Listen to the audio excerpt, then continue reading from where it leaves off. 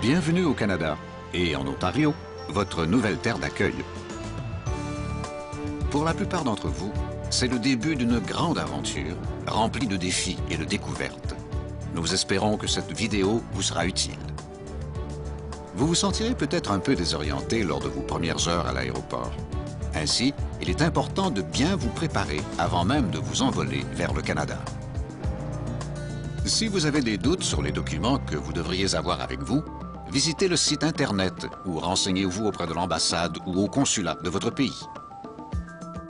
Les préposés officiels sont de l'Agence des services frontaliers du Canada et ils ont déjà rencontré des milliers de nouveaux arrivants comme vous et votre famille. Leur rôle est de faire en sorte que votre entrée au pays en tant qu'immigrant se déroule de façon efficace et la moins pénible possible. L'article le plus important à avoir sur vous est votre passeport, accompagné de la carte de déclaration douanière qu'on vous aura demandé de remplir à bord de l'avion. Vous rencontrerez d'abord les agents des douanes, dont une des tâches est d'empêcher l'entrée d'articles illégaux au Canada. Ainsi, on vous posera des questions précises sur ce que vous apportez avec vous. Tania Tardif, des services frontaliers, explique. On pourrait demander aux gens s'ils transportent des armes, des plantes, des animaux ou encore de la nourriture, par exemple.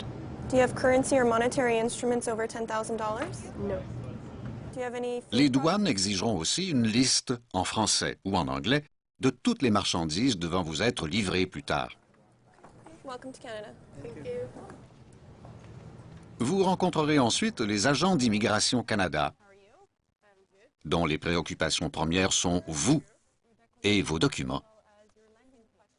They should also have the landing visas in their passports. Other relevant documentation they might want to bring is birth certificate. À l'intérieur du passeport, les gens doivent avoir leur visa. Parmi les autres documents pertinents, il y a les certificats de naissance, les diplômes ou autres preuves d'études, les certificats de mariage. Il faut 2 copies de chacun de ces documents, traduits en français ou en anglais. Assurez-vous d'insérer une copie de ce document, votre confirmation de résidence permanente, dans votre passeport, car jusqu'à 6 semaines peuvent s'écouler avant que vous ne receviez votre carte de résident à votre nouvelle adresse en Ontario. Conservez les copies certifiées de ces documents sur vous en tout temps, car ils vous permettent d'entrer au Canada, d'y étudier, d'y travailler, d'y avoir des loisirs, en fait de vivre presque comme un Canadien, mais sans la citoyenneté même. La confirmation de résidence permanente ne vous donne pas le droit de voter, mais dès que vous aurez satisfait les exigences relatives à la résidence, vous pourrez faire votre demande de citoyenneté.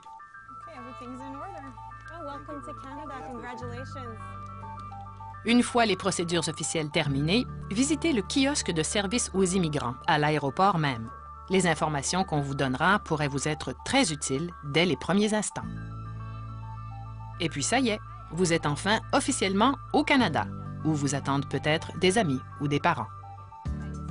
Les prochaines sections de cette vidéo comprennent une foule de renseignements sur le Canada et l'Ontario et sur les organismes d'aide aux immigrants. Il sera question de comment vous y prendre pour choisir où habiter, de systèmes d'éducation et de santé, et aussi de recherche d'emploi. Enfin, une chose est certaine, il y a beaucoup à apprendre.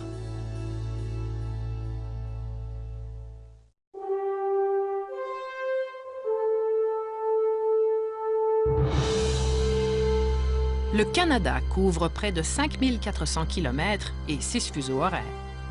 D'ici, à l'ouest, sur la côte du Pacifique, jusqu'à l'océan Atlantique à l'est, et plus de 4600 km de notre frontière avec les États-Unis au sud, jusqu'à nos territoires du nord-ouest et l'océan Arctique. Avec une superficie de presque 10 millions de kilomètres carrés, c'est le 2e plus grand pays au monde, avec une population d'à peine plus de 33 millions d'habitants. La plupart des Canadiens vivent aujourd'hui dans des villes comme celle-ci, mais nombre d'entre nous viennent des milieux ruraux, sur les fermes.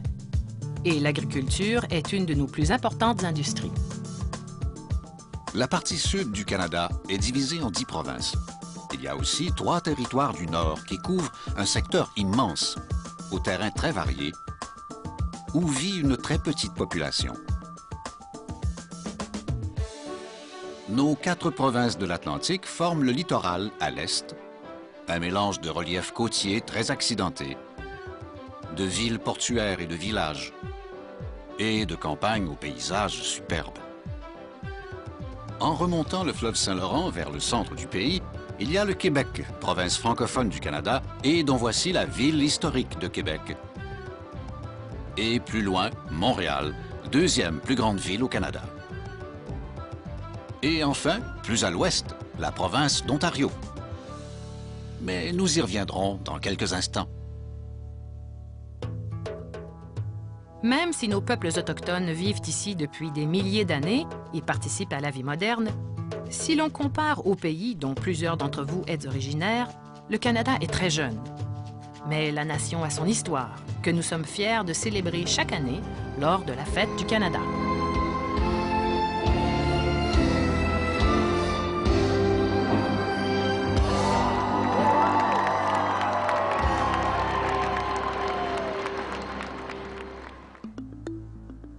Il y a près de 500 ans, des explorateurs de l'Europe de l'Ouest découvrirent le long fleuve Saint-Laurent, sur lequel ils naviguèrent jusqu'au cœur de ce continent sauvage.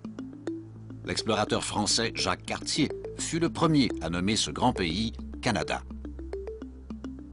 Les 2 siècles et demi qui suivirent furent une période de conflit entre la France et l'Angleterre, qui se disputaient la suprématie sur ces nouvelles terres. Mais finalement, un compromis bien canadien fut consenti selon lequel les langues et les cultures françaises et anglaises furent, et sont toujours, reconnues comme officielles. Au moment de la Confédération, en 1867, lorsque la nation fut réunie en un seul pays, avec comme capitale Ottawa, presque tout l'Est canadien était déjà peuplé. Mais l'Ouest s'ouvrait encore à tous et attira des immigrants de partout en Europe.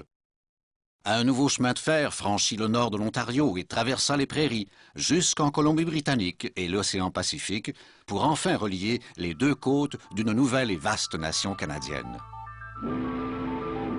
Depuis, la population du Canada s'est accrue et le pays a acquis une stature internationale. Nous ne sommes pas une nation d'agresseurs, mais les forces militaires canadiennes ont vaillamment combattu au cours des 2 grandes guerres et lors d'autres conflits internationaux et de missions de maintien de la paix. Le pays est également devenu une des principales économies mondiales. Nos leaders politiques ont joué un rôle de premier plan dans la fondation des Nations unies.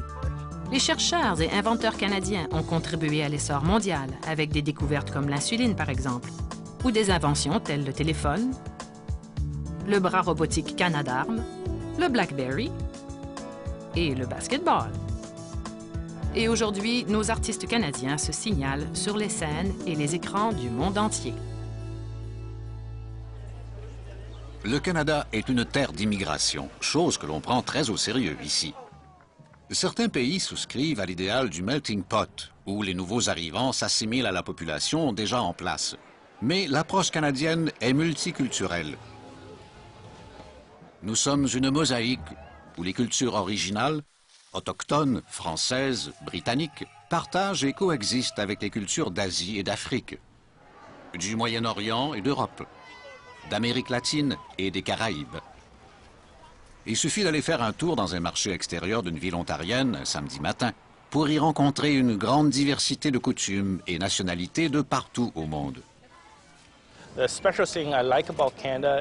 Jason Chi, de Chine, aime le visage multiculturel du Canada et le fait que des gens d'origines différentes vivent ensemble et se comprennent.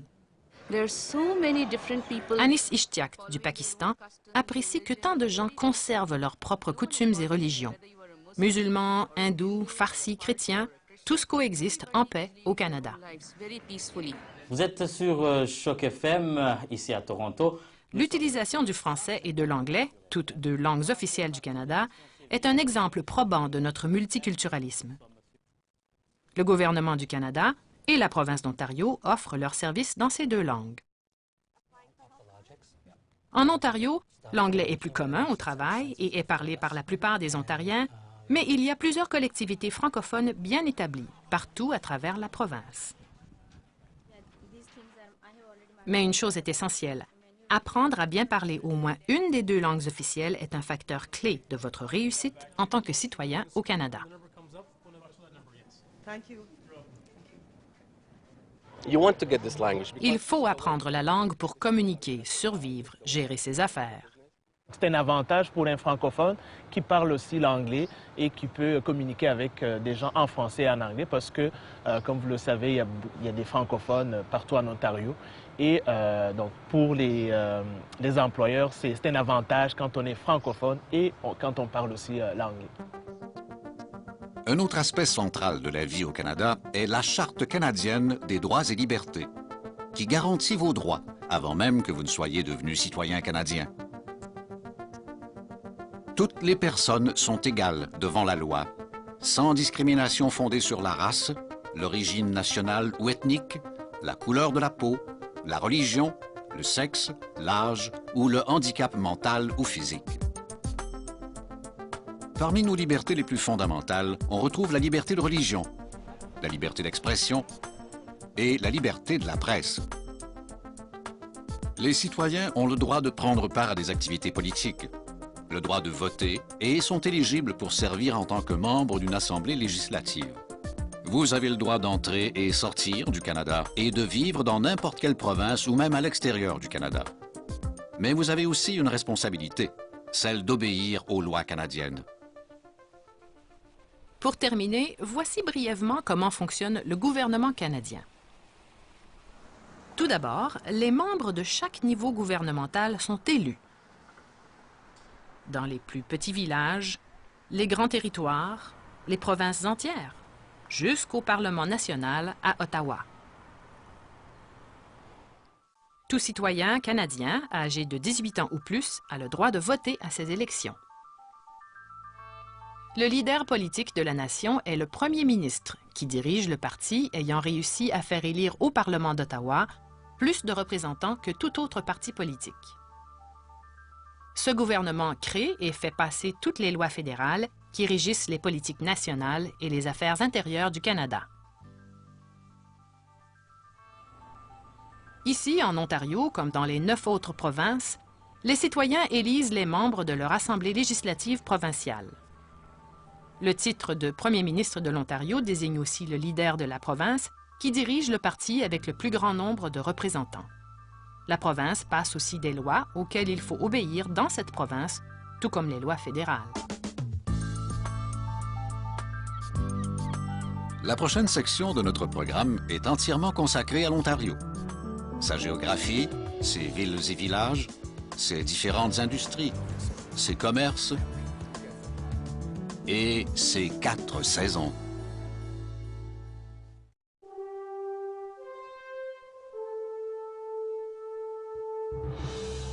L'Ontario est la seconde plus grande province au Canada, plus grande que le Royaume-Uni, la France, la Belgique et la Hollande réunies. Mais ce qu'il y a de particulier aussi est la façon dont la province s'étend du sud au nord, plus exactement de la même latitude que le nord de la Californie jusqu'à la latitude du sud de l'Alaska. Et ce grand territoire abrite d'immenses forêts boréales, des milliers de lacs, de fertiles régions agricoles et des villes petites et grandes. La province est la plus peuplée du Canada et les Ontariens y exercent un grand nombre de métiers différents dans une quantité de domaines et d'industries variées. Les rives du lac Ontario comptent plus de 7 millions d'habitants, avec Toronto comme centre urbain le plus vaste et le plus diversifié en matière de travail. On y retrouve d'importantes institutions financières, plusieurs entreprises y ont leur siège social et les secteurs des services, des communications et de la recherche y sont fortement représentés, de même que le domaine de la santé et l'industrie du cinéma. À l'extrémité ouest du lac Ontario se trouve Hamilton, avec ses secteurs manufacturiers et de l'acier. Et plus à l'ouest encore, il y a London et Kitchener-Waterloo, qui hébergent de grandes universités, des entreprises de haute technologie, des sociétés d'assurance et des exploitations agricoles. Puis c'est Windsor et son secteur de l'automobile. Plus loin, au nord-ouest, on retrouve Sault-Sainte-Marie et Thunder Bay, 2 villes portuaires des Grands Lacs. Tandis qu'en montant vers le nord, on rencontre les villes minières de Sudbury et Timmins. De retour vers l'est de la province, juste à l'entrée de la voie maritime du Saint-Laurent, se trouve la jolie ville universitaire de Kingston. Et pour clore la visite en beauté, la ville d'Ottawa et la région de la capitale nationale, avec ses milliers d'employés fédéraux et ses sociétés de recherche. Mais dans toutes les villes de la province, grandes et plus modestes, la plus importante source d'emploi demeure la petite entreprise, celle avec 2 ou 3 ou une centaine d'employés. Il en sera question un peu plus loin. Les premiers immigrants en Ontario étaient issus de familles pauvres des classes ouvrières d'Angleterre et d'Europe centrale, tous en quête de possibilités nouvelles. Mais nos plus récents nouveaux arrivants proviennent de Chine et de l'Inde, d'Amérique latine, des Caraïbes et d'Europe de l'Est, des Philippines et du Pakistan, du Moyen-Orient, d'Afrique et d'Asie centrale. Plusieurs d'entre eux sont des professionnels hautement qualifiés et des gens d'affaires, mais eux aussi sont en quête d'une vie meilleure. We had experiences of so many Pakistanis coming to Canada. Anis Ishtiaq a vu plusieurs compatriotes s'établir au Canada où leurs enfants reçoivent maintenant leur éducation selon une approche très systématique qui lui plaît beaucoup. Systematic over here. The different lifestyle. Le style de vie a ses imprévus, mais Fernando Inocencio apprécie vivre là où il se sent en sécurité. Safe place. Canada made me who I am right now. Le Canada a fait d'Hervé Namidar l'homme qu'il est aujourd'hui, fier d'être Canadien et burundais, et d'habiter le pays où il a reçu son premier chèque de paye. Mais avant même leur arrivée, plusieurs immigrants ont dû se poser cette question cruciale. Où allons-nous vivre en Ontario? Et dans quel type de collectivité, grande ou plus petite? Ces décisions découleront en partie du niveau d'études et de l'expérience professionnelle de chacun, mais il y a des considérations. Par exemple, certains de vos parents vivent-ils déjà en Ontario? Ou encore, quels avantages une ville ou une autre offre-t-elle en matière d'emploi, d'école ou de services de santé? Sarita Bhatta Ojha et sa famille, tous originaires du Népal, se sont d'abord établis dans une banlieue, ce qui ne leur a pas vraiment convenu. Sarita se sentait très seule dans cet environnement, en particulier parce qu'elle n'avait personne avec qui parler. En plus, les 2 premiers mois furent assez difficiles car son mari ne trouvait pas de travail.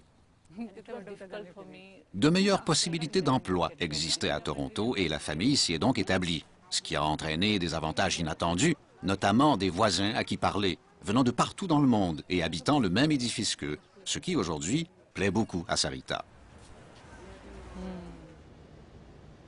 Dans les grandes villes comme Toronto, on retrouve les plus importantes collectivités d'immigrants, de nombreux centres d'aide pour nouveaux arrivants, ainsi que des commerces qui vendent des produits de votre pays d'origine. Les transports en commun et les services publics y sont efficaces. Et les grands centres urbains offrent de nombreuses occasions d'emploi, autant dans les secteurs des services que dans les domaines plus sophistiqués des finances, de la recherche ou de la fabrication. Mais dans les villes, la concurrence pour ces emplois peut être très forte. La population y est plus dense et souvent, il coûte plus cher d'y vivre.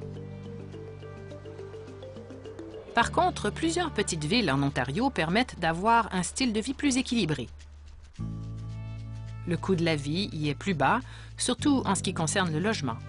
Et il est plus facile de tisser des liens avec les gens et des voisins hors de votre propre groupe d'immigrants. Toronto a peut-être son melting pot, mais une région comme le nord-ouest de l'Ontario offre des occasions uniques qui n'existent pas ailleurs, même dans les grands centres urbains du Sud. C'est ce qu'ont découvert Bernardo Villegas et Ludit Granadillo, avant même de quitter leur Venezuela natal. Les recherches que le mari de Ludit a effectuées au sujet de la petite ville de Thunder Bay, au nord du lac supérieur, ont révélé que la famille entière pourrait y profiter d'une excellente qualité de vie avec tous les avantages.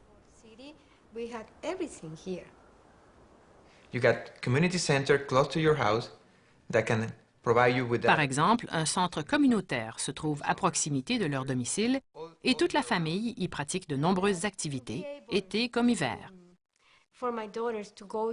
Leurs filles peuvent s'y rendre pour faire de la gymnastique, de la natation. Leur vie n'est pas bousculée et chacun a le temps d'en profiter. Vous le voyez, choisir où vivre en Ontario dépend des possibilités et préférences de chacun et demande qu'on y réfléchisse bien. Pour les immigrants francophones, il est peut-être plus facile de décider où s'établir en Ontario, car le français y est parlé dans moins d'agglomérations.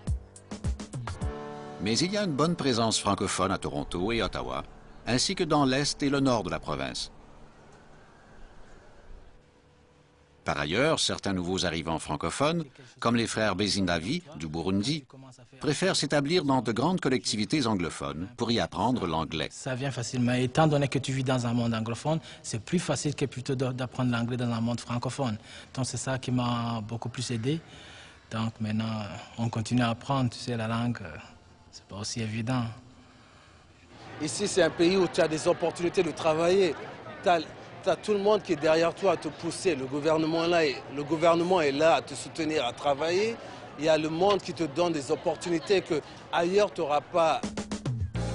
Mais maintenant, parlons un peu de ce que vos amis et parents vous ont peut-être raconté au sujet du climat en Ontario. Tout d'abord, non, ce n'est pas toujours l'hiver. David Phillips, d'Environnement Canada, est un des experts en météorologie les plus connus au pays. Selon lui, si on veut faire l'expérience de tous les types de climats canadiens, l'Ontario est l'endroit à tout désigner. Même s'il ne s'agit pas de la province la plus froide, la plus chaude ou recevant le plus de neige, les conditions météo n'y ont rien d'ennuyant. Et ainsi, il vaut mieux être bien préparé. C'est ce qu'ont découvert Ahmed Afil de Syrie et sa famille. L'hiver peut être difficile, mais lorsqu'on décide d'en profiter en faisant des sorties et des sports d'hiver, la neige devient une source de plaisir. Bien vous préparer pour votre premier hiver canadien est très important, car ce sera un choc. Si vos amis ou parents habitent déjà en Ontario, ils ont probablement des conseils à vous donner et quelques bonnes histoires à raconter sur comment se vêtir et se chausser. Car dans les faits, l'Ontario est la province où l'on dépense le plus pour les vêtements, et ce n'est pas une question de mode, mais plutôt d'adaptation. Les conditions météo varient beaucoup, et l'hiver peut être tout un défi.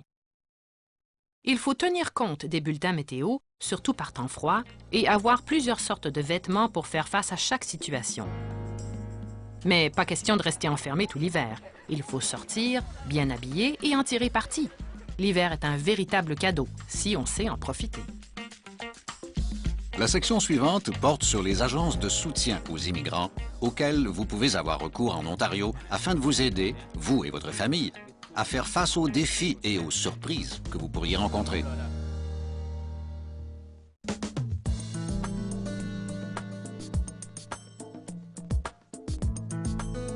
Il y a partout en Ontario des fournisseurs de services pour immigrants dont le rôle est de vous aider à vous adapter à votre nouvel environnement.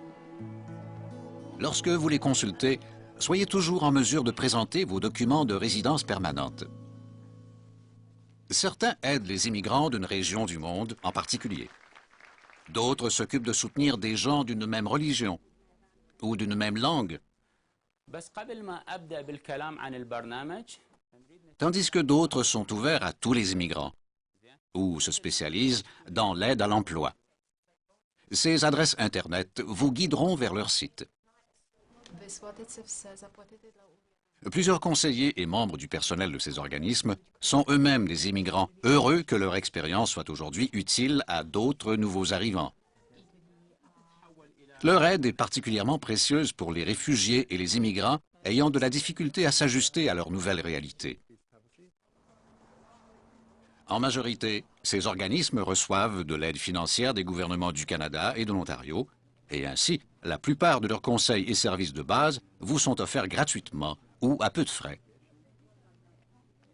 À Ottawa, la directrice générale de l'organisme communautaire des services aux immigrants, Hamdi Mohamed, est née en Somalie et a fait son doctorat au Canada. Les intervenants de son groupe fournissent un vaste éventail de services, comme c'est le cas dans plusieurs autres grands organismes du genre en Ontario. Les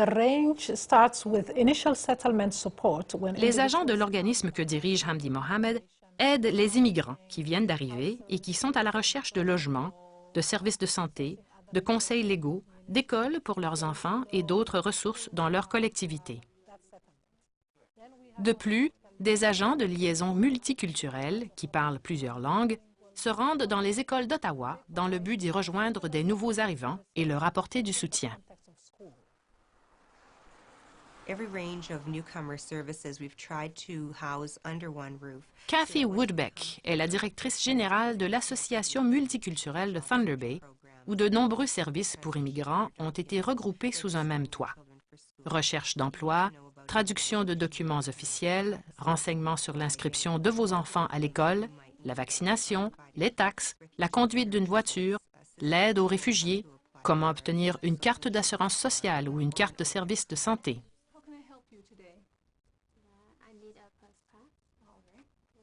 Les services sont ainsi centralisés et faciles d'accès. Les nouveaux arrivants peuvent se sentir chez eux et en sécurité, dans ce seul et unique endroit où ils peuvent tout trouver sans avoir à parcourir la ville entière pour rassembler les services un par un.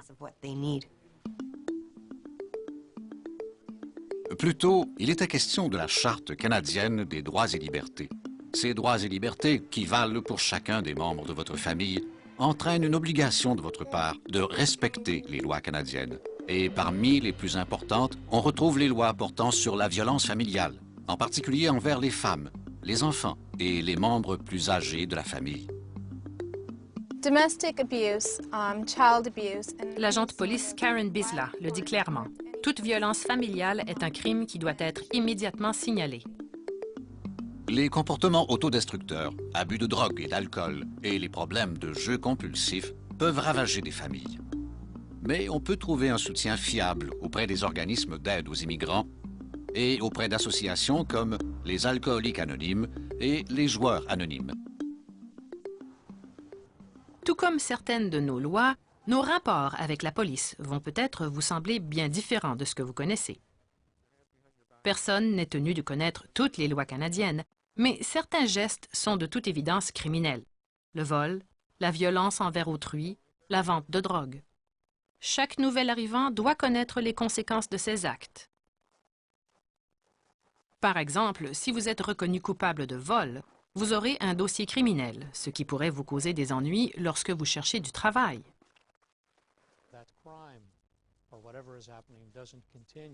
Mais la plupart du temps, le travail des policiers ici consiste à protéger, servir et renseigner les gens de leur collectivité. C'est ce que fait l'agent Medeiros auprès d'un groupe de nouveaux arrivants des Caraïbes. Les policiers canadiens sont là pour servir et non imposer la force dans la collectivité. Police officers are not allowed, nor is Les policiers ne peuvent accepter aucun montant d'argent, pourboire ou pot de vin. C'est tout à fait inadmissible. Ils doivent faire leur travail de façon professionnelle, respectable et selon les règles de l'éthique. Si vous avez besoin d'aide, n'hésitez jamais à vous adresser aux policiers en personne ou par téléphone en faisant le 911, numéro central pour rejoindre pompiers, policiers ou une ambulance.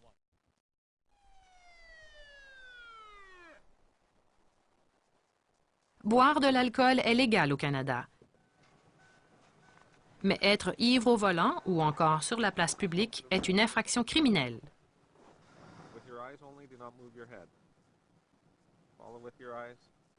Conduire avec des capacités affaiblies par l'alcool peut entraîner de sérieuses conséquences. Perte du permis de conduire, amende et même la prison.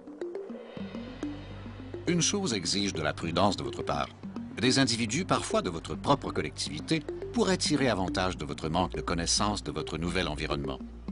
Que ces gens vous contactent par téléphone, Internet ou en personne, leurs offres constituent parfois de la fraude criminelle.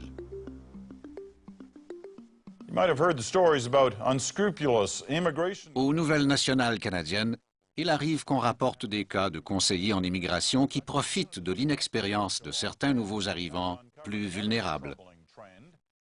Par ailleurs, même les gens les mieux intentionnés peuvent vous donner de mauvais conseils. Le grand défi des gens qui viennent de nos pays, c'est qu'au lieu d'aller chercher la bonne information, ils parlent aux gens de leur communauté. Ça a des avantages et des inconvénients. Des avantages parce que c'est des gens que tu connais, donc tu as confiance. Mais le désavantage, c'est qu'ils n'ont pas assez d'informations pour te guider. Donc le mieux, c'est d'aller dans des centres qui sont spécialisés dans l'accueil des immigrants.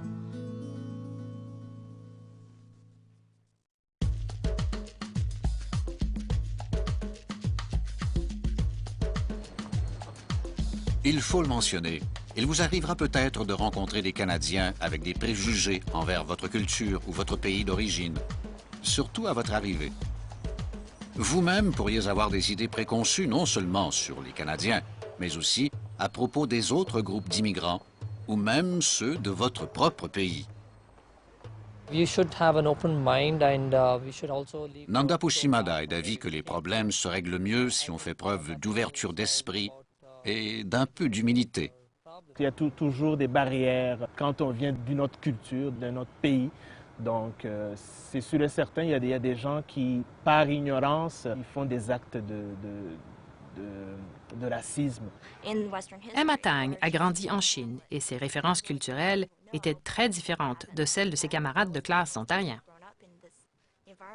Par exemple, elle ne connaissait pas les mêmes émissions de télévision pour enfants ou encore Shakespeare et son œuvre. Ainsi, il lui a fallu du temps, des contacts quotidiens avec les autres et l'école pour s'ajuster. Selon Annie Sichtiak, lorsqu'on quitte son pays pour s'établir ailleurs, il faut s'attendre à des difficultés. Mais si on s'y prépare, on peut s'adapter très vite. Un de vos plus grands défis, peu importe où vous déciderez de vous établir en Ontario, sera de trouver un endroit où habiter. En tant que nouveaux arrivants, voici vos deux principales options, autres qu'habiter avec de la parenté ou des amis déjà sur place, bien sûr. La première est d'acheter une maison ou un condominium. La seconde est de louer un appartement ou une section de maison. Dans les deux cas, les prix peuvent varier beaucoup. Au cours de leurs premières années ici, la plupart des immigrants préfèrent louer un appartement dans un édifice où ils doivent payer un loyer au début de chaque mois. Il est préférable de visiter plusieurs endroits avant de prendre une décision. Par exemple, pour vérifier que le prix d'un loyer est convenable par rapport à la distance qui vous sépare de votre travail ou de l'école pour les enfants. Dans la plupart des cas, avant d'emménager, vous devrez remettre un dépôt au gérant d'immeuble et fournir une ou deux références. Ce sont des pratiques acceptées au Canada. Si vous ne pouvez pas fournir de références, n'hésitez pas à consulter un des groupes de soutien pour immigrants de votre région. Ils sauront comment vous aider. Dans la plupart des appartements en location, la cuisinière et le réfrigérateur sont fournis. Certains édifices ont aussi une buanderie où les locataires se partagent des machines à laver et des sécheuses. Il est cependant assez rare que des meubles ou des tapis soient fournis, comme l'a découvert Sonia Diaz de Colombie. Le jour où elle et sa famille ont aménagé dans leur nouvel appartement, elle s'est aperçue qu'il ne contenait, à sa grande surprise, que 2 matelas et rien d'autre. Vous pourrez peut-être emprunter certains meubles de vos parents et amis ou en faire livrer de votre ancien domicile, mais tôt ou tard, vous devrez vous lancer dans votre prochaine grande aventure, c'est-à-dire faire des achats en Ontario. Pour plusieurs nouveaux arrivants, faire des achats peut être source de confusion, car ce qu'on appelle aussi le magasinage se présente sous plusieurs formes. Nous voici dans un des grands centres commerciaux intérieurs près d'Ottawa, peu achalandé en cette heure matinale, mais bientôt, il y aura foule. Il y a des centres commerciaux et des supermarchés dans toutes les villes d'importance en province, et on y vend une grande variété de produits. Ce sont aussi de bons endroits où faire ses emplettes quand il fait mauvais. It was crazy, I remember. Ludith Granadillo et Bernardo Villega ont été très surpris par leur première expérience dans un magasin à grande surface. Un impressionnant choix de produits s'offrait à eux dans un commerce immense où, avec leurs 2 filles, ils ont parcouru chaque allée, lu chaque étiquette. Mais, question magasinage, il y a une foule d'autres possibilités. Dans plusieurs endroits, les marchés publics extérieurs sont très populaires et on y retrouve des produits frais, du printemps jusqu'à l'automne. On peut aussi faire ses achats dans son quartier. Et les épiceries locales vendent souvent des produits spécialement destinés à leur clientèle d'immigrants. De nombreux Canadiens magasinent aussi dans des solderies, comme celle-ci, qui se spécialise dans la vente d'articles ménagers et de vêtements d'occasion à très bas prix. Pour les nouveaux arrivants qui s'établissent ou ceux qui cherchent encore du travail, ce type de commerce est parfois très utile. Cependant, peu importe où l'on fait ses achats, il faut toujours un certain temps pour s'habituer aux taxes de vente. Et là, quand je vois quelque chose qui coûte 20 $, par exemple, je pense, OK, j'ai 20 $ dans ma poche, je vais payer 20 $. Et là, je suis surpris de voir qu'en plus de 20 $, il faut payer les taxes. Donc ça m'a pris du temps pour savoir que le prix que je vois qui est là, ce n'est pas le prix que je dois payer. Évidemment, décider où vivre et trouver les bons endroits pour se procurer nourriture et vêtements sont des premiers pas très importants. Mais pour avoir accès au système de santé ontarien, pour ouvrir un compte bancaire, conduire une voiture ou pour inscrire vos enfants à l'école, il faut d'abord vous rendre au Centre de Services Canada de votre région afin d'y obtenir un numéro d'assurance sociale. Ensuite, vous pouvez vous présenter à un centre de services Ontario où ce numéro vous permettra d'obtenir des services provinciaux. Ces étapes n'auront rien de bien compliqué, mais vous devez chaque fois présenter votre carte de résident permanent et votre passeport. Le régime d'assurance maladie de l'Ontario, dont l'acronyme anglais est OHIP, est un des meilleurs systèmes au monde. Il y a une période d'attente de 3 mois, mais avec les documents d'identité requis et votre numéro d'assurance sociale, vous et votre famille avez accès à des services médicaux de base à très peu de frais. Cependant, à moins d'être inscrit à un régime d'assurance privée, vous devez payer pour tout médicament prescrit. En Ontario, vous pouvez vous présenter n'importe quand dans une clinique. Ces cliniques portent toutes des noms différents, mais vous en trouverez la liste dans les annuaires téléphoniques locaux ou sur Internet. Éventuellement, vous voudrez peut-être avoir votre propre médecin de famille, mais cela peut exiger un certain temps. En cas de maladie ou d'accident sérieux, vous pouvez vous rendre directement à l'urgence de l'hôpital le plus près. Tout est couvert par l'OHIP. Il est important de savoir que le système de santé au Canada a une politique indépendante des considérations de sexe ou de race, ce qui veut dire que vous pourriez être traité par du personnel infirmier, des techniciens médicaux ou des médecins, hommes et femmes, de toute race et culture. Tout comme le système de santé en Ontario, nos grandes banques canadiennes se sont avérées parmi les plus fiables au monde. Elles sont aussi très faciles d'accès et très intéressées à faire affaire avec vous. Par exemple, vous pouvez facilement et sans risque y ouvrir un compte d'épargne et le personnel peut aussi vous aider à obtenir une carte de crédit ou de débit. Pour toutes ces transactions, vous devez présenter des documents d'identité et votre numéro d'assurance sociale. Si vous achetez une maison, les banques peuvent vous consentir un prêt personnel ou hypothécaire. Elles font aussi des prêts à l'entreprise et vous aideront à établir une marge de crédit. En fait, de nombreuses banques peuvent vous offrir un soutien précieux si vous démarrez une nouvelle entreprise. Vous constaterez que plusieurs des employés de banque sont eux-mêmes des néo-canadiens et que certains pourront même vous servir dans votre propre langue. Pour plusieurs nouveaux arrivants, le fait de s'établir en Ontario exigera aussi l'achat d'une voiture.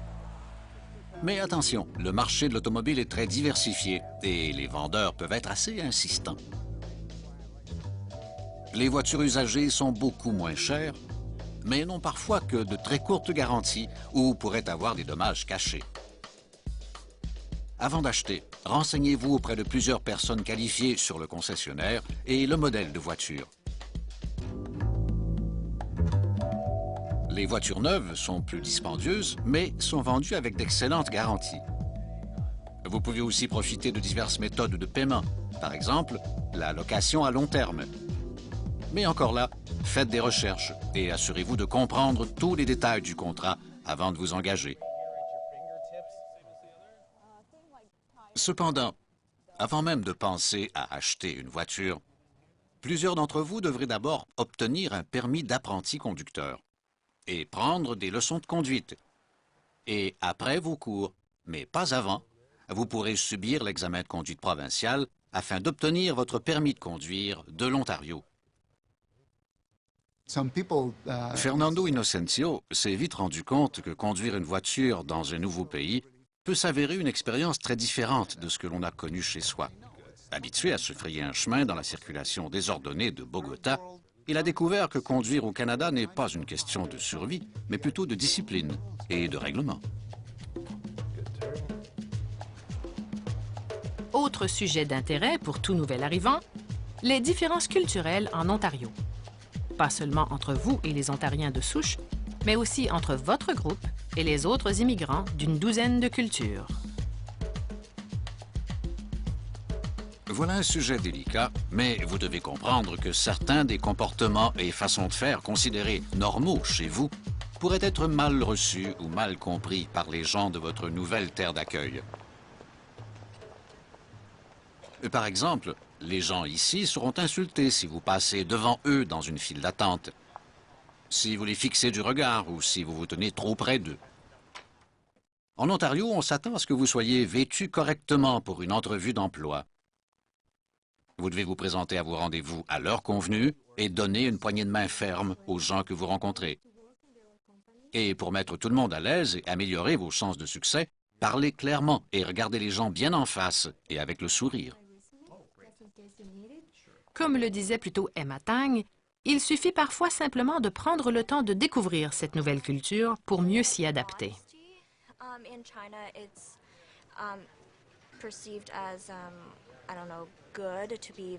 Par exemple, en Chine, lorsque quelqu'un vous fait un compliment, il est assez mal vu de l'accepter. Par contre, au Canada et dans les autres sociétés occidentales, il est tout à fait souhaitable de démontrer une certaine confiance en soi et en ses qualités personnelles et d'accepter ouvertement les éloges. Faire connaissance avec vos voisins est également important, surtout si vous avez des enfants. Comme l'explique Hamdi Mohamed, le sens de la communauté est différent ici. Vous ne pouvez prendre pour acquis que les voisins vont vous dépanner en gardant vos enfants ou en les ramassant à l'arrêt d'autobus, ou qu'ils vont vous aider si vous avez un problème. Ici, cela prend un certain temps pour connaître les gens et pour tisser des liens d'entraide avec eux. Mais avec un peu de patience, la plupart des nouveaux arrivants en Ontario et au Canada se sont adaptés à la vie ici sans trop de difficultés. En particulier, les enfants d'immigrants s'adaptent très vite et vous, leurs parents, devrez comprendre qu'ils sont en train de se canadianiser. Voilà un processus bien normal et qui ne veut pas dire qu'ils perdront leur culture d'origine. À mesure qu'ils grandiront, le fait de vivre avec deux cultures ou plus sera un avantage pour eux dans la société multiculturelle canadienne. Prochaine étape et un sujet de première importance, l'éducation en Ontario.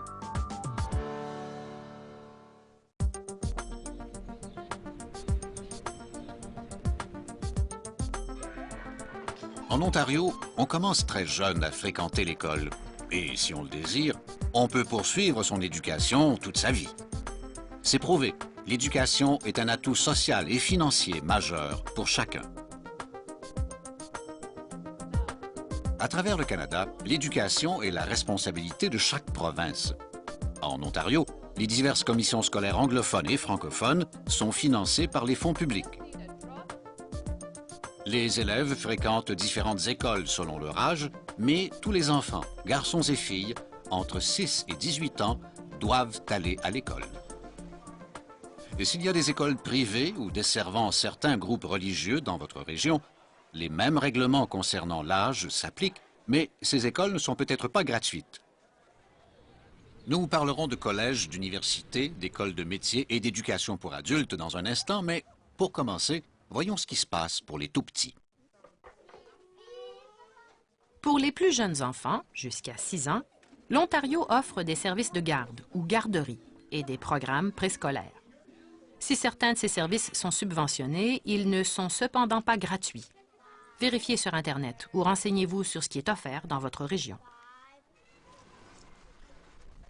Mais lorsque votre enfant est prêt pour l'école primaire ou secondaire, Vous ou un tuteur légal devez d'abord l'emmener s'inscrire.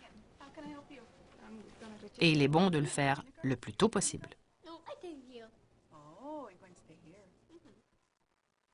Vous devez fournir des documents afin de prouver l'âge de l'enfant et pour attester que celui-ci ou celle-ci a été vacciné contre certaines maladies.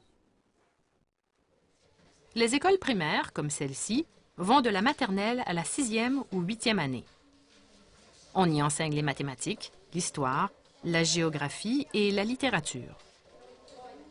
Souvent, des agents de liaison pour immigrants agissent comme trait d'union entre l'école, l'élève et vous, les parents, afin de s'assurer que chacun dispose des bons renseignements.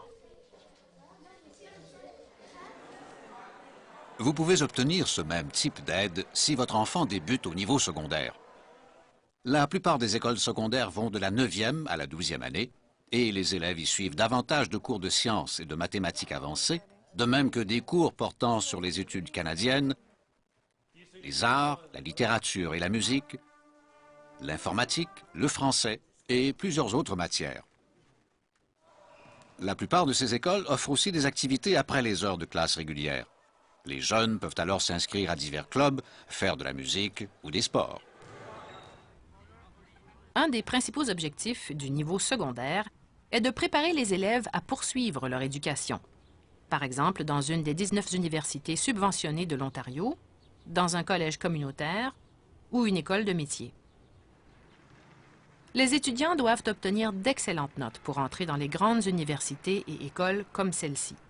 Mais une fois admis, ils ont accès à une impressionnante variété de cours dans plusieurs domaines. Et le diplôme ou la certification qu'ils y obtiendront contribuera à leur procurer de meilleures conditions financières et sociales leur vie durant.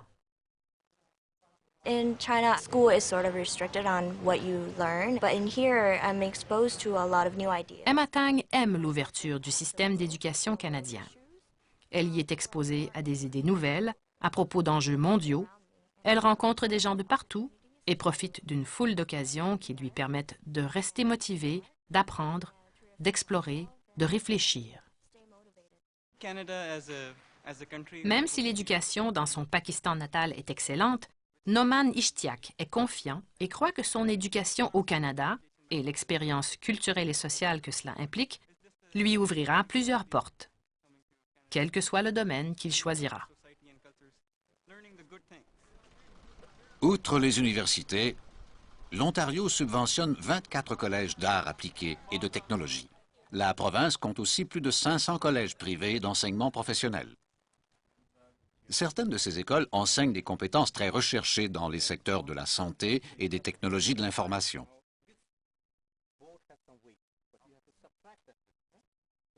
D'autres forment des travailleurs de la construction ou des mécaniciens de voitures.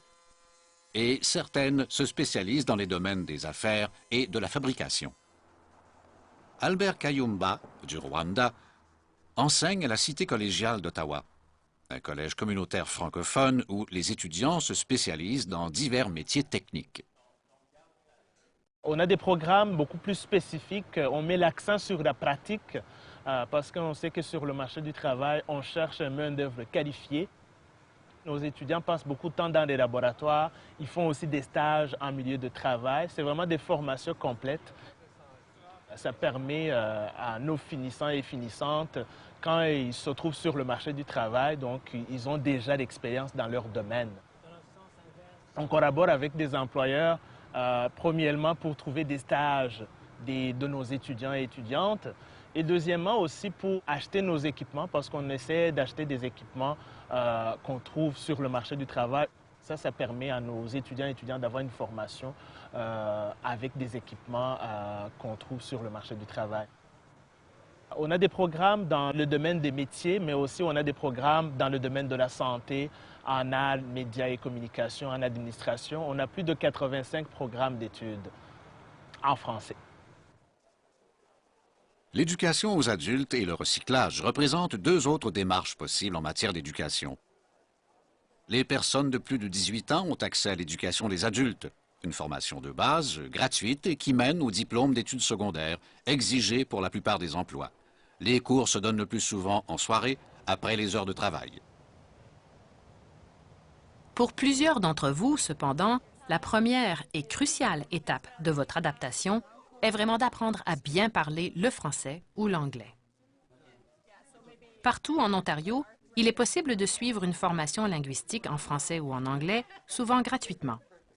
Parmi les plus efficaces, il y a le CLIC, ou cours de langue pour les immigrants au Canada, mis sur pied par le gouvernement fédéral, ainsi que l'ALS ou le FLS pour anglais ou français langue seconde, offert par le gouvernement ontarien. Ce cours du CLIC se déroule à Toronto, avec des étudiants de différents pays. La formation est assistée par ordinateur et est aussi donnée en personne. Apprendre une langue n'est certes pas facile, mais ça en vaut vraiment la peine.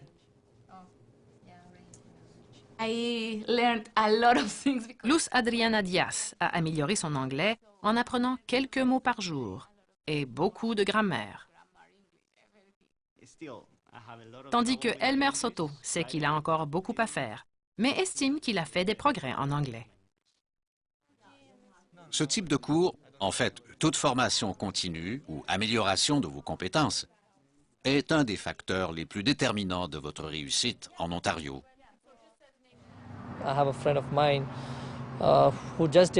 Nanda Puchimada, originaire de l'Inde, est impressionné et motivé par le parcours d'un ami qui, après avoir suivi une formation de 14 mois, empoche aujourd'hui un excellent salaire de plus de 100 000 $.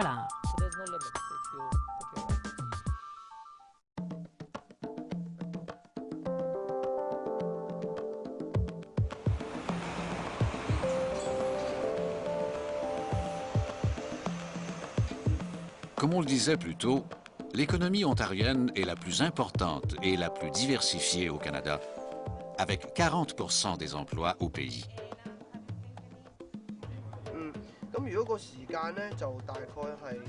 Les 3/4 de ces emplois sont regroupés dans le secteur des services, qui comprend les services financiers, comme ceux offerts dans ce centre d'appel bancaire, de même que les soins de santé, la vente au détail, le tourisme et la fonction publique, ou les services gouvernementaux.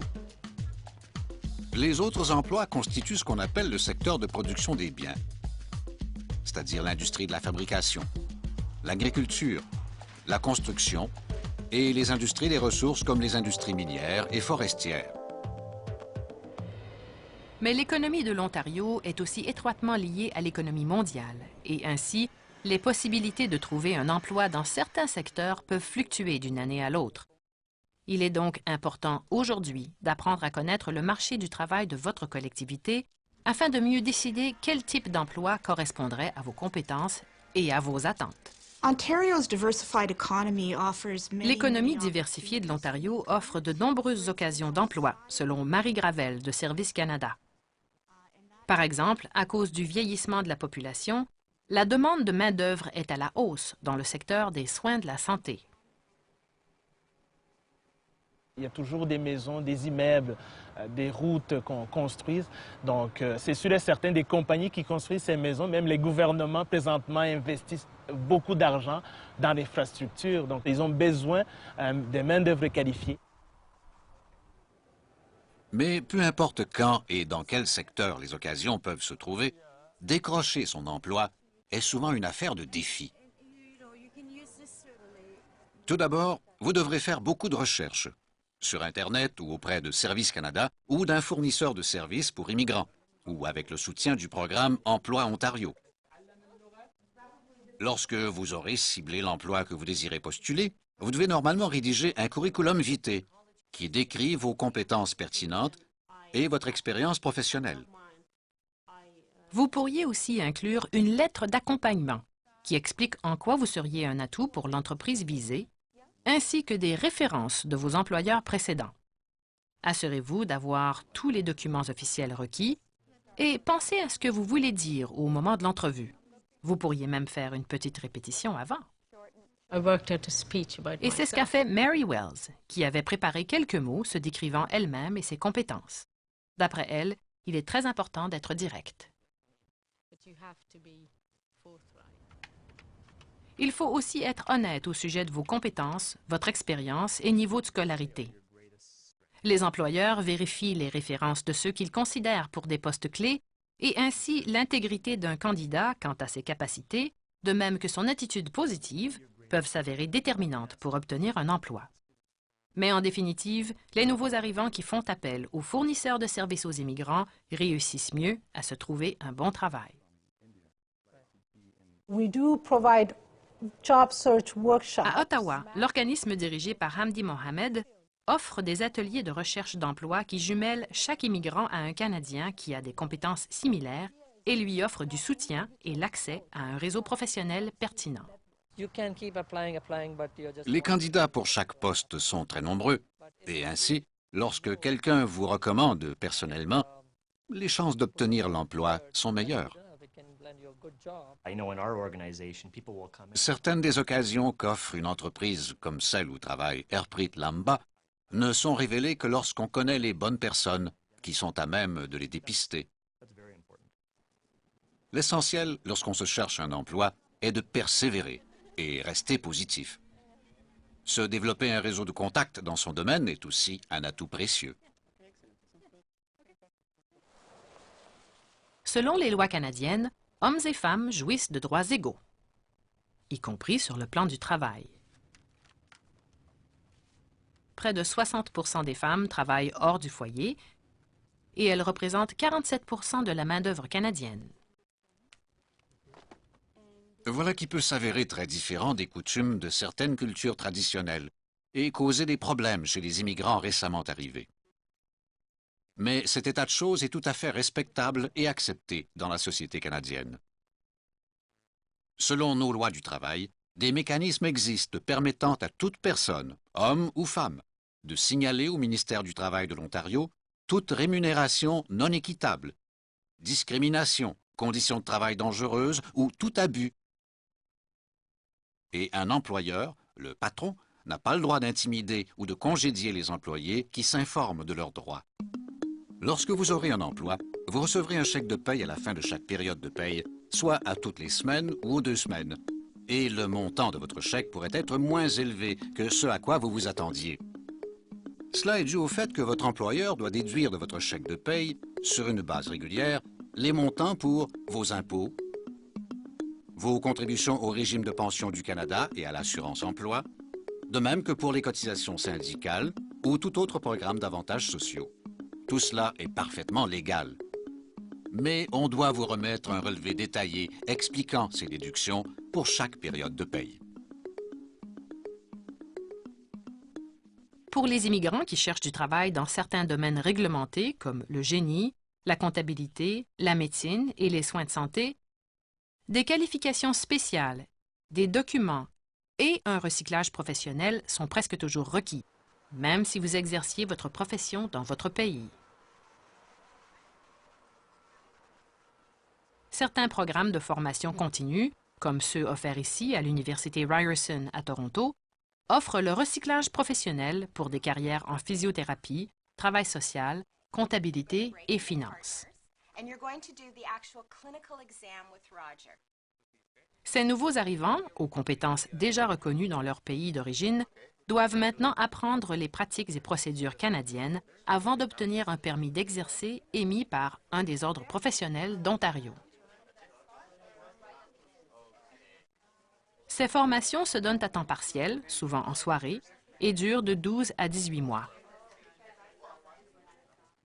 Mais immédiatement après avoir réussi son examen final, ce jeune comptable chinois a pu obtenir un poste de comptable stagiaire dans un cabinet réputé de Toronto.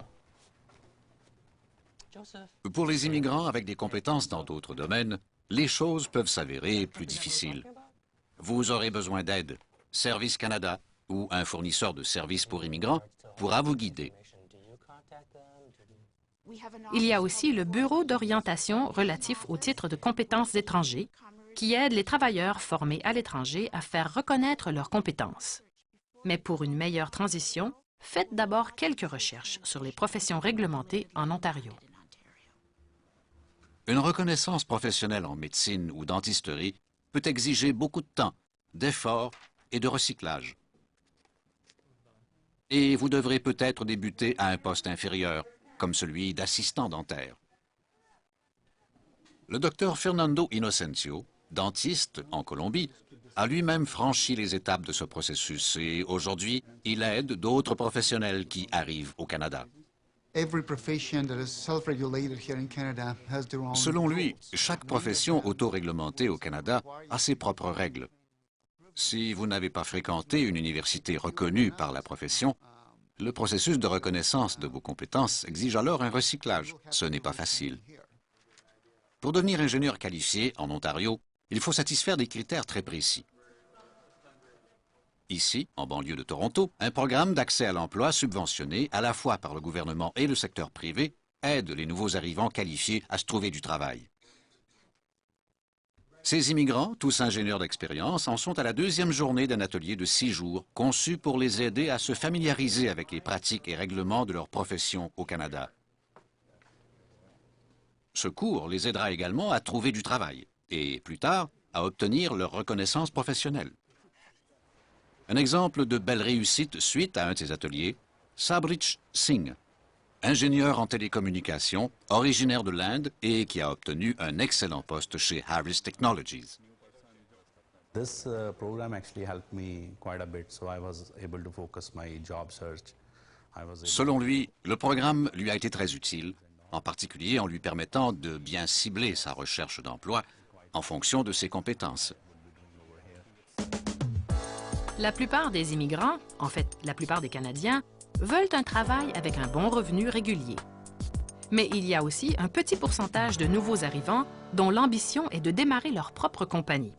Ces petites et moyennes entreprises constituent un secteur vital de l'économie canadienne car elles emploient jusqu'à 64% de la main-d'œuvre du secteur privé. Si démarrer sa propre entreprise apporte de grandes satisfactions, cela comporte aussi des risques et exige plus que de l'ambition ou un rêve de réussite. Les occasions d'affaires ne manquent pas dans plusieurs secteurs de l'économie ontarienne, mais tout entrepreneur doit comprendre 3 choses essentielles. Premièrement, il faut faire des recherches sur le secteur dans lequel ils veulent se lancer et trouver un conseiller financier et des experts de l'industrie qui les épauleront. Deuxièmement, ils doivent prendre le temps d'analyser les défis et les obstacles qu'ils vont rencontrer à tous les jours.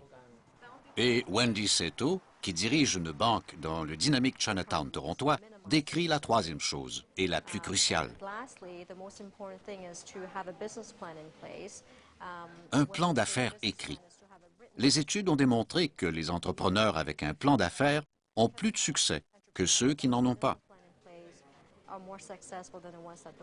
Tout simplement parce qu'ils sont mieux préparés. Mohamed Abokassem de Palestine était bien préparé. Et à Ottawa, il a pu se porter acquéreur d'une franchise d'une enseigne très populaire au Canada. Les premières 10 années sont difficiles, mais aussi très valorisantes. Rien n'est facile dans la vie. Apollo Kirmani est venu du Kenya et lui et son partenaire iranien, Vehid Sadeghi Aval, ont ouvert Angelo's Pizzeria à Thunder Bay. Les entreprises de ces nouveaux arrivants sont toutes du secteur de la restauration, mais les leçons apprises au cours de leur travail valent pour pratiquement n'importe quel entrepreneur, surtout ceux qui débutent. Selon Apollo, les premiers jours de l'ouverture furent les plus stressants, car pendant des heures, aucun client ne se présentait au restaurant. De quoi être nerveux. Par contre, lorsqu'on gère sa propre entreprise, il est gratifiant d'avoir un horaire flexible, d'être actif dans la collectivité, d'être son propre patron, sans avoir à attendre son chèque de paye à la fin du mois. Il faut persévérer, être dévoué, ambitieux et aller de l'avant.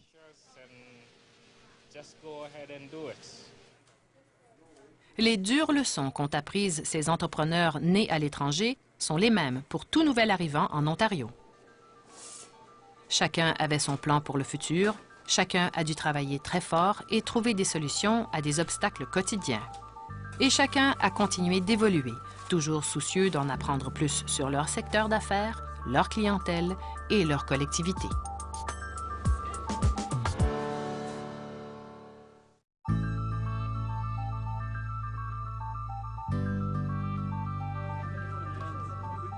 Eh bien, en 1 heure seulement, Voilà beaucoup de nouvelles informations à absorber. Mais il existe de très bons sites Internet et beaucoup de documentation à consulter, de même que les différentes agences gouvernementales comme Service Canada, Emploi Ontario et les excellents fournisseurs de services pour immigrants partout à travers la province.